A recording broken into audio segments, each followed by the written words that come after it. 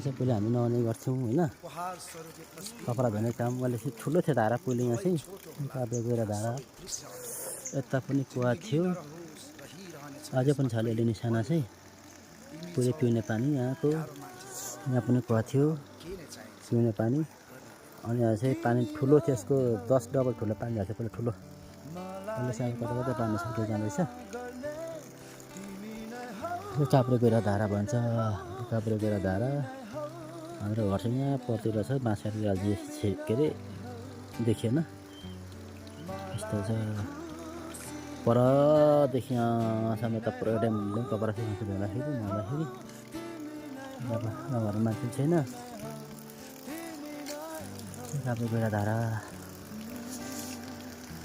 र भिड लाग्थ्यो पहिले हाम्रो, सबै आउँथ्यो कपडा धुनु नुहाउनु यहाँनिर। यो पारिपट्टिको म हो, माथि भनेको ठ्याक्क ट्याम्के डाँडा हो। पारिपट्टिको डाँडाको उता भनेको सेखुवा लामाखु भन्छ त। पर ममिर जाँदैछ।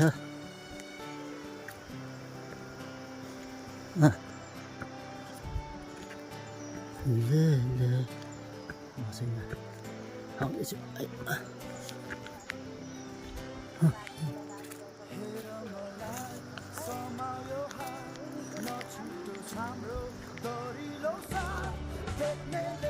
चौतारा भन्छ ठाटी, पुरै ठक्कसँगले हाम्रो बिटा बोक्दाखेरि ठ्याक्कै लहरै राखिन्थ्यो गाडा खाँदाखेरि होइन। अहिले पनि छ यहाँ काभ्राको बोट भएर होला, काभ्रे गएर भन्छ काभ्राको बोट हो। यहाँ पर धारा। अहिले चाहिँ पर यहाँ पर चाहिँ हाम्रो बाबाको मन्दिर छ।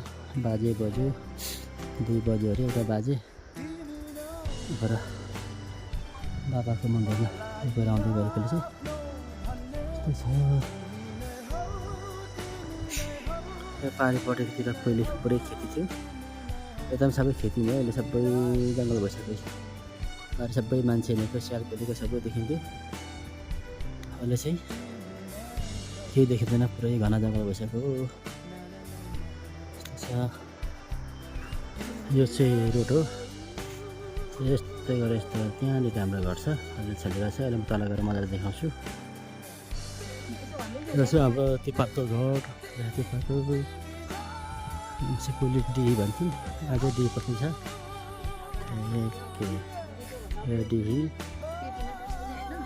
तिपाको घर।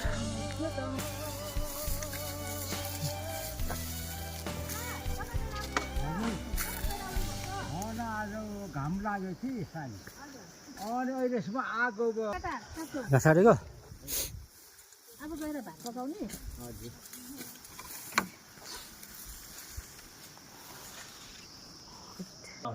यो तलको चाहिँ हाम्रो घर।